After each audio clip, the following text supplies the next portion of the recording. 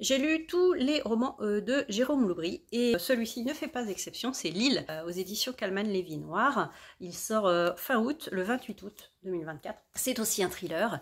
Ça se passe sur l'île de Porquerolles, en grande partie, en très grande partie.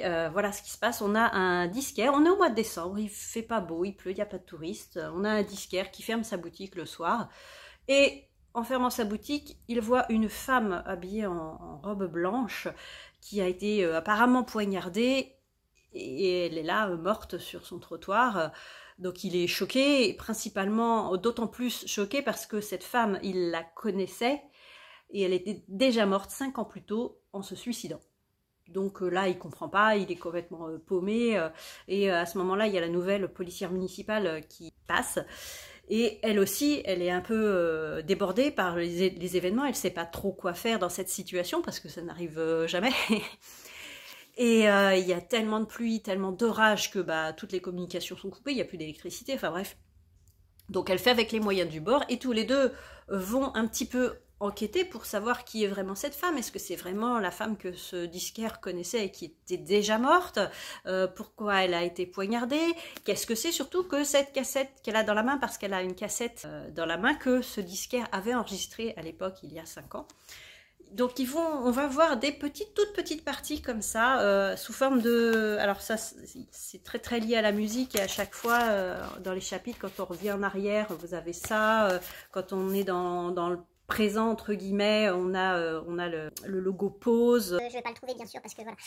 Pause par exemple, et là on enquête actuellement. Et donc on a aussi beaucoup de flashbacks. La majeure partie du roman, c'est des flashbacks de ce qui s'est passé, de qui était cette jeune femme morte qui s'appelle Diane.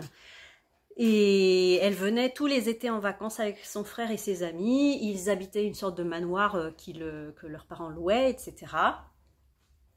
Et on sent que dans cette petite troupe de jeunes, ils sont ados, jeunes, enfin ados au début, puis ensuite, années faisant, ils ont la vingtaine, quoi, entre 20 et 30. Et on sent qu'il y a un truc un peu louche avec ces jeunes. Ils ont enterré quelque chose au pied d'un arbre, il y a un secret. Et puis donc, on a appris que Dia s'était suicidée dans ce manoir. Donc, il y a des choses pas nettes. Voilà, donc petit à petit, on apprend un petit peu tout ce qui s'est passé. C'est un petit peu comme un huis clos sur une île, en fait. C'est un gros huis clos. Et donc, vous voyez, il y a une petite ambiance à Au Maître des Illusions, ce groupe de jeunes qui cachent quelque chose, etc. Et donc, une enquête, double enquête en fait, une enquête pour nous, pour savoir ce qui s'est passé à l'époque, pourquoi un suicide, qu'est-ce qu'ils ont caché, etc. Et donc, comment cette femme qui est déjà morte a pu mourir une deuxième fois. Voilà, donc c'était très bien fait.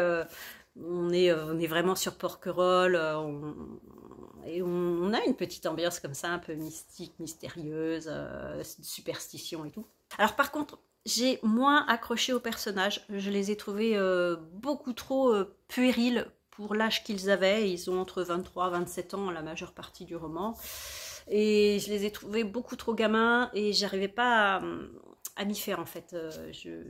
J'ai pas eu d'accroche pour aucun personnage en fait. C'était un petit peu dommage. Je sais pas si ça vous le fait à vous, mais moi quand j'ai lu des romans d'un auteur ou d'une autrice, j'ai tendance à comparer les romans entre eux. Et là, à comparaison, sachant que mon préféré, je pense que c'était Les Refuges, à comparaison, je pense que c'est celui que j'ai le moins aimé. Je pense. Parce que, voilà, à cause des personnages principalement. Et puis le final était peut-être un petit peu tiré par les cheveux. Je ne sais pas. Mais bon, ça n'empêche que si j'ôte la comparaison, c'était très bien fait quand même. Il y avait une ambiance un peu glauque et mystérieuse et gothique. Et voilà. Donc, bienvenue à Porquerolles.